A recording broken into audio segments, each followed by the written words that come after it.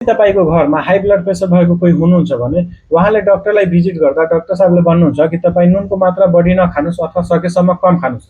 र किन यसो भन्नुहुन्छ यो कुरा हामी बुझौँ। नुनमा मेनली सोडियम हुन्छ र सोडियमले पानीलाई आफूतर्फ तान्ने काम गर्छ र हामीलाई थाहा छ कि हाम्रो शरीर 70 देखि 75% पानीले बनेको छ हैन। सो यो कुरालाई यसो बुझौँ, हामीले बढी नुनिलो पदार्थ खायो, नुनिलो खाना खायो, त्यो खाना पच्यो अनि खाना पचिसकेपछि त्यसको एलिमेन्ट जे जति छन् पदार्थ छ त्यो हाम्रो ब्लडमा जान्छ हैन। अब सपोज यो हाम्रो ब्लड भेसल्स भयो, यो हाम्रो नस भयो जसमा ब्लड बगिरहेको छ, यसमा ब्लड पनि छ, यसमा सोडियम पनि छ, तर चाहिने जति मात्रामा छ, नर्मल क्वान्टिटीमा छ। हामीले बढी नुनिलो खाना खायो भने यसमा बढी सोडियम आयो, ब्लडमा हाम्रो के अरे नसभित्र ब्लड बगिरहेको छ, यसमा बढी सोडियम भयो हैन। अब यो सोडियमले के गर्छ, यो अगल बगलबाट आफ्नो सराउन्डिङबाट पानी तानेर अनि भित्र फाल्ने काम गर्छ।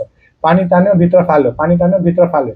सो चाहिने भन्दा बढी क्वान्टिटीमा यसमा ब्लड गरिदिन्छ। अब यसमा नर्मल वेमा ब्लड बगिरहेको छ, तपाईँले माथिबाट पानी मिसाउनु भयो त यसको मात्रा त बढ्यो नि। त्यस्तै सोडियमले गर्छ, सोडियम भित्र बढी छ अनि यसले बाहिरबाट पानी तानेर भित्र फाल्ने काम गर्छ, बाहिरबाट पानी तान्छ भित्र फाल्छ अनि यसले गर्दा यसमा क्वान्टिटी बढ्छ, चाहिने भन्दा बढी हुन्छ, जसले गर्दा यसमा प्रेसर क्रिएट हुन्छ, यो तन्किन्छ।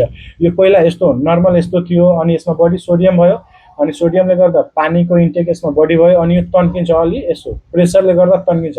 सो त्यसले गर्दा यसमा प्रेसर क्रिएट भयो हैन। अनि ब्लडले गर्दा प्रेसर क्रिएट भइरहेछ, सो यसलाई ब्लड प्रेसर हामी भन्ने गर्छौँ। सो यही हाई नहोस् भनेर डाक्टर साहबले सजेस्ट गर्नुहुन्छ कि तपाईँ नुनको मात्रा कम खानुस् अथवा सकेसम्म बढी नखानुस्।